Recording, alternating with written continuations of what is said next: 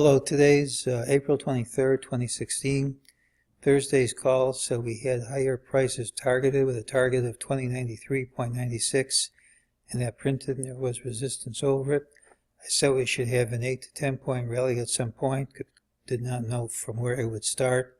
From the opening gap to this high here was 9.87, so two different parts of the MEJT system call for resistance at this high.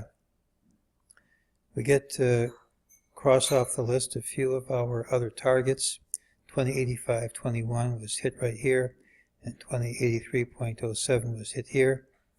As usual, we go slightly past the target, and it provides support and resistance. During the day, we got a sell signal early in the day. MEJT said it probably would be weak. We dropped. System said the move was a false move and that prices would return to this line, which they did. In the afternoon, we got an ultimate sell signal, but said this drop here was false.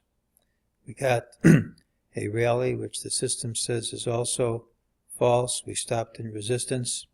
We have targets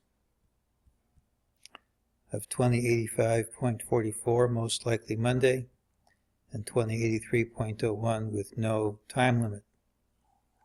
We have mixed signals from Friday's trade. This is a pattern which usually closes at the day's high, and when it does not close there, it usually leads to big trouble on the downside, unless we promptly overtake this high, ideally by gapping over it, or at least trading over it promptly. The other side of the coin is that we gapped down, had lower lows, couldn't hold on to any of them, couldn't even hold on to these lows. That's usually positive unless we undercut these lows promptly, ideally by gapping under them. So based on that, I think we have a good chance for gapping outside of the day's range Monday, or at least trading out of it promptly. If it doesn't happen, I think we'll close a little change and have the big move on Tuesday. We've been calling for a significant high in this area. I think most things have lined up for that. There are a couple of things which haven't. One is breadth. Breadth still remains good. If we're going to have a top in this area, it should start dropping. That has not happened yet.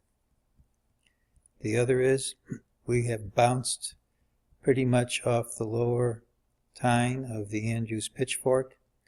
If we get the gap under this low, we've broken out of the pitchfork and things start to fall into place for a significant drop and for this high holding. But that hasn't happened yet. Based on somebody else's work, I have a change in trend for around this time. And the ideal situation would be that we gap under these lows, hit these prices, and keep on dropping with the recent high holding. If we gap up and start rallying, then we have to reassess the situation. And we should know by the open. That's today's call.